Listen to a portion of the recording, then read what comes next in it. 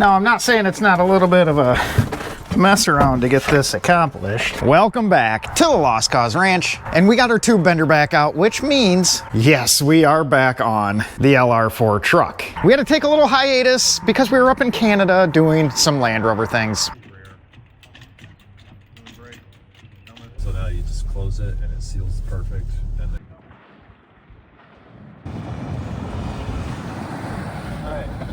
I suppose it was worth the delay, but today we're going to correct that last video's failure. I was afraid of that. Houston, we have a problem. I was kind of worried about that. That's obviously no good. Yes, our little mishap while bending, we went ahead and picked up some DOM tube along with some extra DOM tube. That way we're in good shape when I mess this up again. Bending tube is always interesting if you don't do it on the regular. There's a lot of calculations that go into it. Not only do you have the degrees of bend, which is fairly easy to read out, as long as you account for spring back, we have bend offset. So essentially our locations to lay everything out on the tube, because we're clamping here, bending here, with a 4.5 inch centerline radius die, and somehow we need to make all that fit inside our cab here. For a quick little recap, a couple videos ago, we put in some bolt-in plates so we can make an interior roll bar structure inside our fiberglass cap. And to do this, we're gonna have 4 bends. 2 75-degree bends up here, 1 on each side, and then at the hip of the cab here, we're gonna kick it back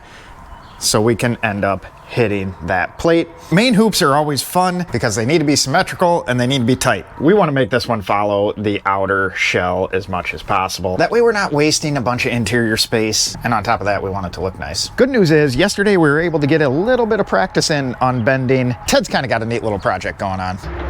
She's going up to the Dakotas. You're at like 91.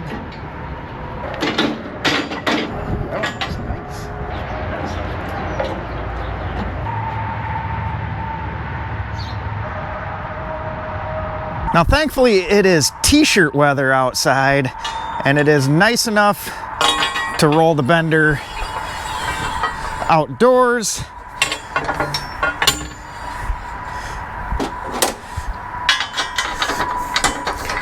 Because if you remember last time, we kind of ran out of room, ceiling-wise. We're running out of ceiling, though. We just got to manipulate everything. Move this guy around some. Good thing it's on wheels. We just propped up our rear a little bit to give us what we need. But we're just gonna get everything lubed up. Make sure everything moves nice and happy. So this first bend, we'll shoot it to roughly 75 degrees. We need it at about 72 or somewhere in that neighborhood. And just like last time, we're gonna bend center out, and then we can kind of lay this up and make sure our bend offset was measured correctly, which I'm guessing I'm not 100% on, but we can adjust for it. We got a little extra length on the tube, so we'll just have to cut the bottoms off once it's all made up. I think we're getting close. About 5 more degrees.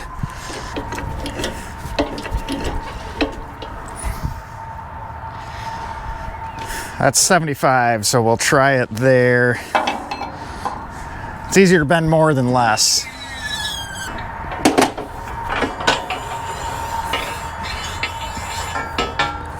I'd say that bend is worlds better than last time. So we got the center line of the cab marked out and the center line of the tube, so we just want to see where we stand on that. That looks pretty close. Maybe shrink it up a little bit, but it looks like we need a bit more bend. Let's see what this actually ended up at. We're somewhat close to what I measured, but I must have been off, which is, yeah, I guess. Looking at it now, it's correct up top here, but it rolls in a little tighter, so we'll probably have to add another few degrees. Easy enough. I've mentioned it before, but this is exactly why I love this Rogue Fab bender. That clamp block stays in place on the tube, so when you go to stick it back in to bend more, you are bending on the exact spot you were before. We had a JD squared horizontal like Model 32 before, and you had to eyeball line it back up in the bender, and if you're off even a 1/16 or an 1/8 inch, you can kink the tube because it starts bending in a different spot. This just kind of makes it foolproof, which is pretty necessary for me. We're gonna go to 80 degrees, add another 5 onto it just to see where we end up with that. I think that'll be the ticket.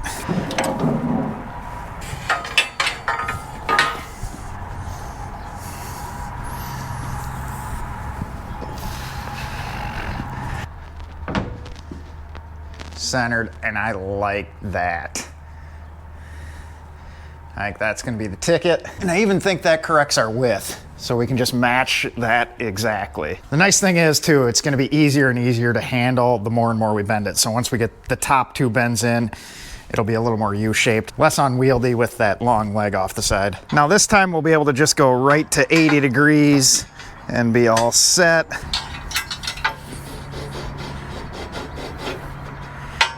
Get everything lubed up again. And the only thing we have to do a little different on this one is make sure our tube is vertically lined up. You can lay out a line on the tube ahead of time, but I find it's just easier for me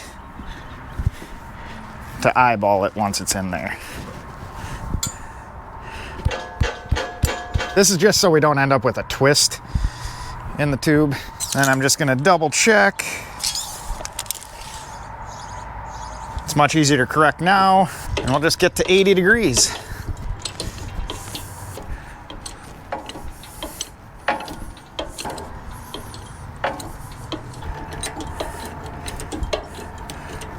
Getting close.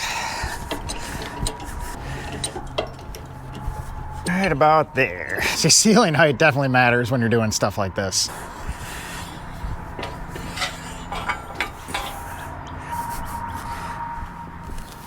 If we bring that up, that looks like it's where it needs to be. Awesome. Good on both sides.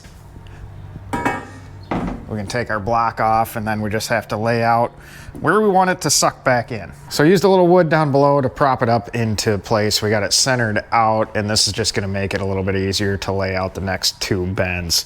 They should be the same bend side to side. So we're gonna work on the driver's side first, and I think somewhere in this area we'll start kicking it back, and then we have to end up right here. So this is our plate on the inside, so we wanna end up centered on that. So what we wanna do is pick roughly the center of the bend, and I'm thinking if we go like here, that should work. And then we'll take our angle finder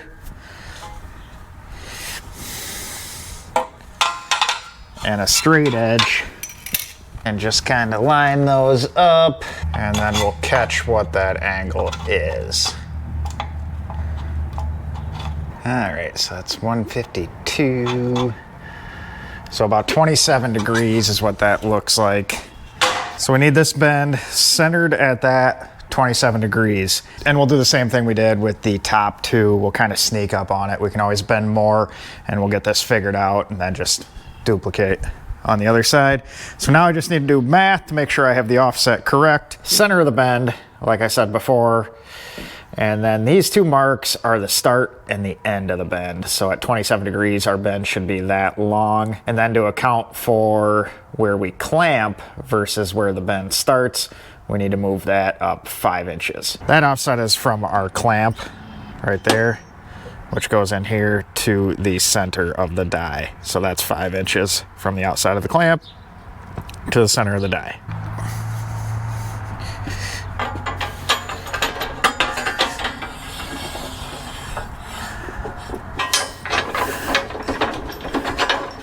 Well, hopefully I did my math right. We'll find out here shortly.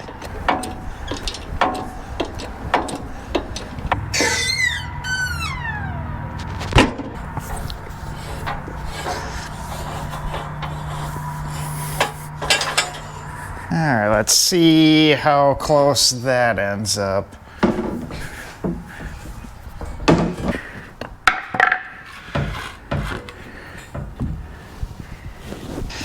You know, I think we nailed it. We come down and we are just about perfect.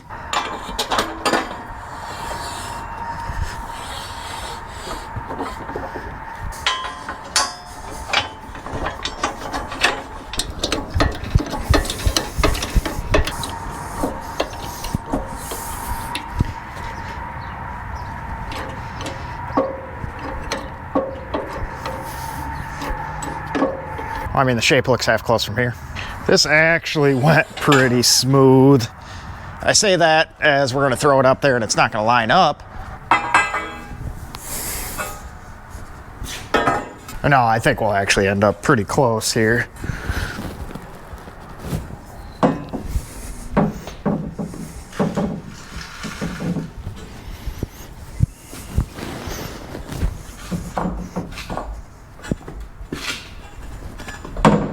Just what we were going for. Man, that went, let's say, considerably better than the last go around for this. We're just going to make sure the cab is sitting level, which it is. Make sure our tube is sitting level, which we just need to space up. The passenger side just a touch, maybe a tiny shim there. We need something thin. All right, we'll stick this under. Try not to tip the thing. Check it once again. I think I'm happy with that. We'll be able to mark our bottom out here and cut the tube to length, then swing it inside.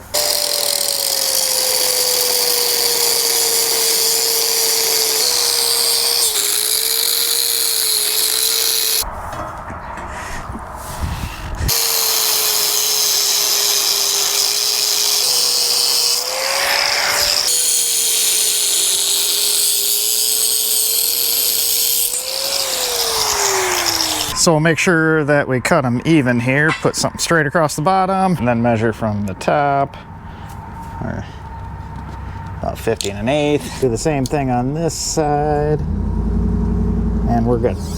Now we'll just do what everyone was concerned about here and get this guy inside. The clearance in the truck's not the problem at the moment. Got too much sitting outside here. There we go. Don't grab the mic. The tube's magnetic, as it turns out.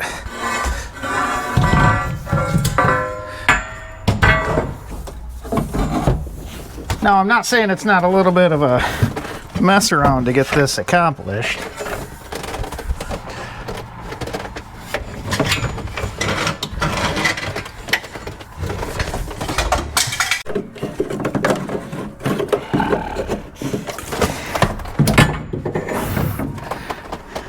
That was a little bit of jockeying around, but we got it. And that is frickin' dead nuts. Heck yeah. And it lands pretty good on there. So we're just gonna plumb it up. We're gonna tack it with the MIG and we'll weld everything out with the TIG. But it's just easier to hold everything with one hand.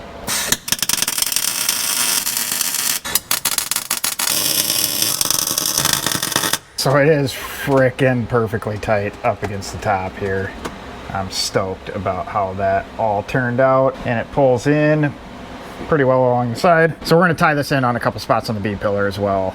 So I'm gonna run some strap steel across where the top of the level is to those two thread inserts. Then we're gonna do the same down below, right about here, to the seat belt mount. That's a nice structural component. Then after we sort all that out, the top here, we'll throw the sunroof cartridge back in, and then we have the piece we kept off the roof that the sunroof bolts to. So we'll come up with some sort of way to tie this into that roll bar as well, and it's just gonna lock the entire back up to the front cab. But we have this 1/4" steel that we'll use for all that. That'll be nice and strong. This whole roll bar is just like additional support because the main one is actually mounted exteriorly. It's mounted on the outside. It's that piece that is mounted to the flatbed, and then that has some runners that go right down to the chassis. So that is our true rollover protection. This one we just dipped in there is gonna be some supplemental stuff, and mainly for tying the cab together, because obviously we lost a fair amount of cab structure when we cut it off. Granted, the fiberglass will add quite a bit back in. Having more is always better. Now that we got that all plumbed up, we're gonna take a couple measurements and make our little tie-in points here. Like I said, up there, down below, and we're just gonna kind of overlap the tube a little bit. So I think we'll do 10 1/4.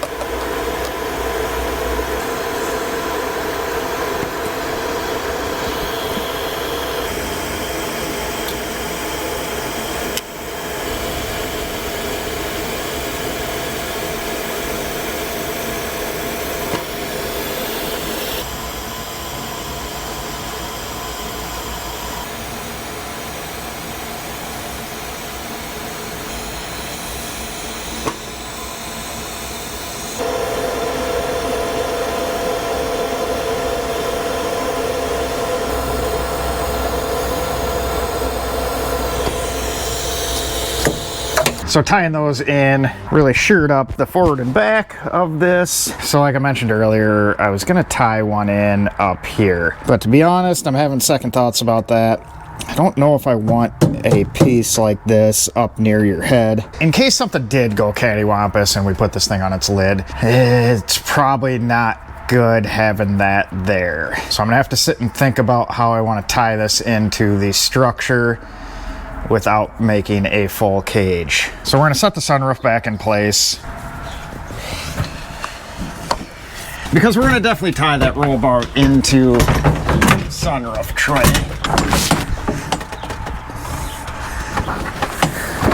You enjoy watching me struggle?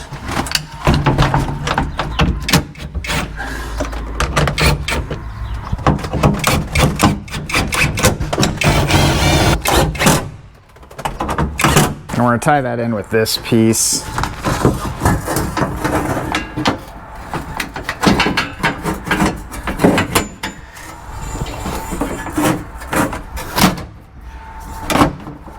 So I think I'm gonna thread these guys. So we got some bosses in there that are yet to be threaded. These are the same as the threaded bosses for the rest of the sunroof cartridge. We'll run something from there to there, and that should shore up this section of the sunroof quite a bit. And now that I'm looking at this corner, I'm going to weld a plate in here with a threaded nut. Then I think we'll make a plate that bolts here and into that one with like a 90-degree bend into it, and then leave us enough surface area to run another 1.5-inch tube to here.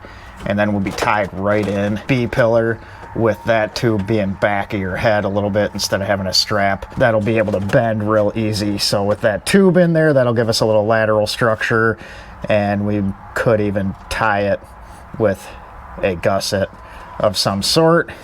So I think that's the answer. I don't have the correct size stuff to do that, so that'll have to wait till later. Per typical Joe fashion, it is the weekend, so I can't get that. But that's all right, because we're gonna move on and build our crossbar.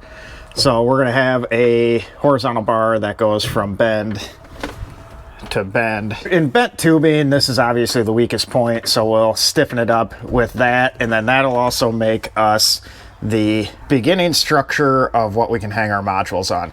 So we'll get that in place, then we got some sorting to do. Now I'm just gonna kind of cope this by hand with a flap disc.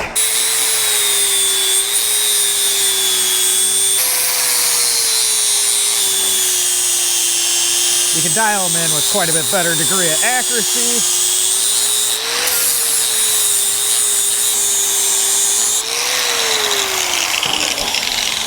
And I just keep a tube handy to check fit up. And just look at how quick that is to do. Once it's all 100% fitted up, we'll bevel this outer edge and you leave the end of the cope flat, so then you have full penetration.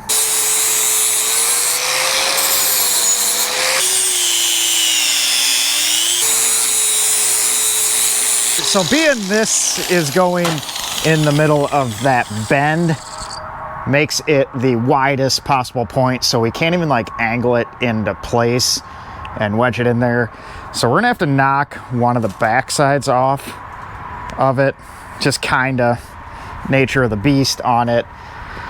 And we'll still be able to kind of stretch some stuff around and get it pried into place. One thing I could have done is pop this in before we welded the base plates in, but I would have needed a porta power to stretch it anyways, which I don't have, but this will work. You know, filming inside the little single cab is pretty difficult to actually accomplish anything, so I apologize that the stuff in here doesn't look that great. There we go. Now I just need to get the level again. Perfect. Gotta turn the welder on.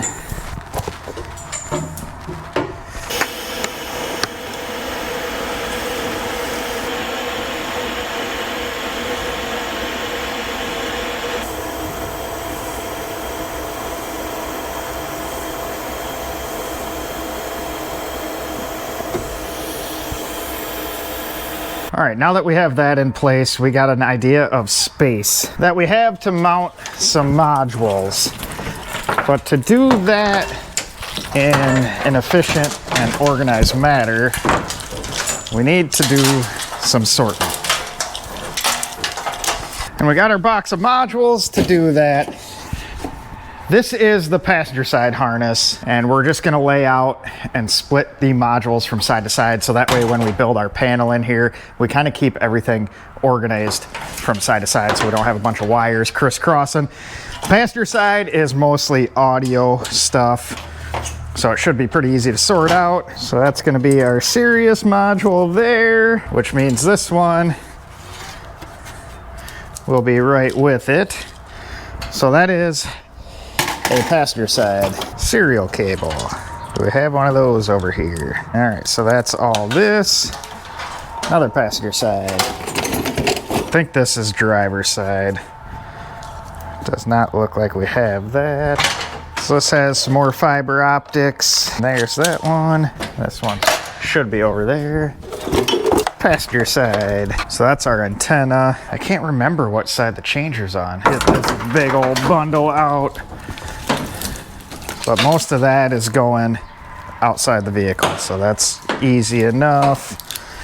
Then we got some taillight stuff. So we're obviously missing that. It's gonna be airbag. All right, this looks like that. Yep. Also driver's side.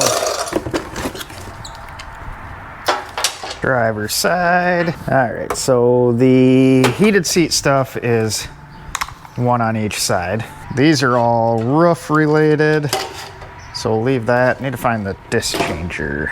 All right, there, we found it. So this is on passenger side. You know, now that we have them spread out, it actually doesn't look all that daunting. What we'll do is pull these off all the brackets, and then we'll have them sitting nice and flat. And we'll run down to the old steel shop and get ourselves a piece of aluminum that we can cut to shape. I'm guessing we'll probably go to about down to here, and we'll do some tabs with some threaded inserts so we can bolt that plate on. And I'm thinking even better yet, I don't know, I might mount these all on the back side of that plate so they're all kind of hidden. We're gonna have enough air gap to have everything happy and not overheat, but I think if we did that and then routed the wiring up the backside, this would look pretty clean. And then I'm thinking off of this stiffening bar in the cab, we can mount some stuff to make a false wall that we can carpet and give this a finished look. So that's the stuff that's really going to take some time to sort out afterwards. That's a down the line thing though. I want to get everything functioning before I close everything off, but I do think mounting those on the backside will be the ticket, especially if we're bolting that entire panel in. We could just lay it on top of here, plug everything in, set it into place, bolt it up, have everything hidden. So this is another pretty big thing to sort out, and I'm happy with that. I don't think this is going to be as bad as I thought it was. There's not a whole lot to actually sort out. Well, with that being said, we'll go grab some additional materials to get this all finished off, but I'm happy with the fitment of that guy in there. We're roughly a 1/2 inch all the way around, so it's nice and tight, tucked out of the way. It ended up following that all pretty well. With the way we designed it too, once we have everything tacked into place, it bolts in so we can slide it out of position. We'll be able to get the torch for the TIG all the way around everything, get it all fully welded off 100%. Just need to sort out that upper corner area. I really would prefer something to not impale my head if we do roll this thing over.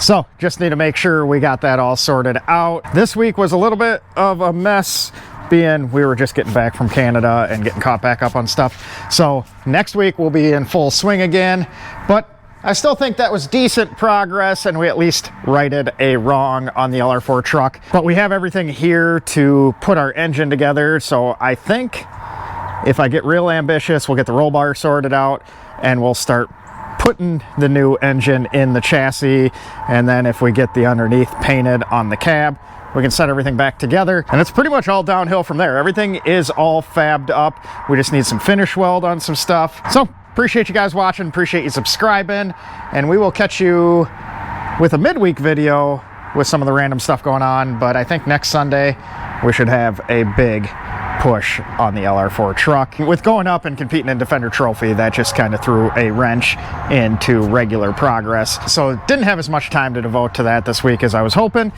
but it is what it is. Right, Chet?